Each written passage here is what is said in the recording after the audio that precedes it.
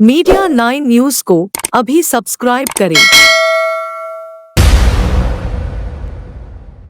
पिछले कुछ दिनों से आलोचनाओं का सामना कर रहे उप मुख्यमंत्री अजित पवार जी ने मंगलवार को कहा कि एक सरकारी साजिश के संबंध में सेवानिवृत्त आईपीएस अधिकारी और पुणे की पूर्व पुलिस आयुक्त मीरा बोरवनकर द्वारा एरवड़ा पुलिस स्टेशन की जमीन के सौदे के बारे में लगाए गए आरोप से उन्होंने इनकार कर दिया।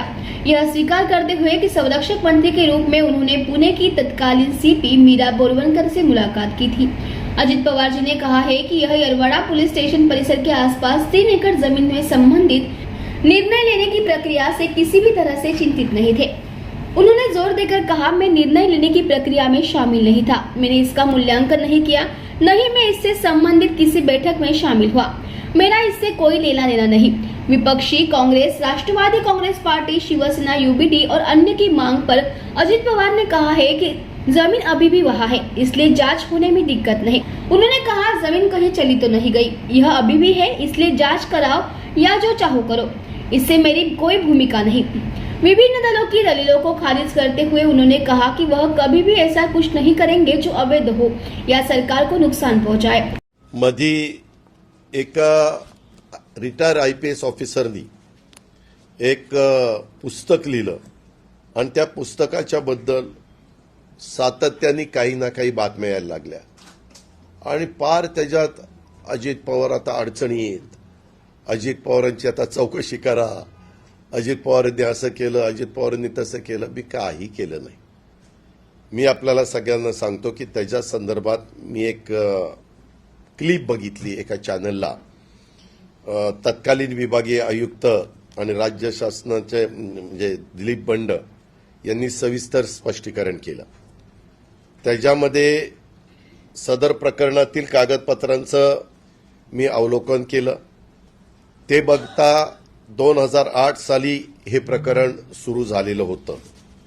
पत्रकार मित्रांनो, 2008 साली हे प्रकरण ज्यावेळेस सुरू झालं त्यावेळेस आता काही जण हयात पण नाहीयेत, परंतु 2008 ला महाराष्ट्र शासनाच्या गृह विभागाने 21 फेब्रुवारीला एक GR काढला आणि त्याच्यामुळं त्यांनी काय आरोप केला की बाबा माझ्याकडनं काय झालं, मी ज्यावेळेस आढावा घेत होतो त्यावेळेस मला त्या कमिटीनं आणि त्या सगळ्यांनी सांगितलं की याबद्दल सगळा निर्णय झाला, आबांनी निर्णय घेतलाय, गृह विभागाने निर्णय घेतलाय, परंतु त्याची अंमलबजावणी त्या ठिकाणी होत नाही.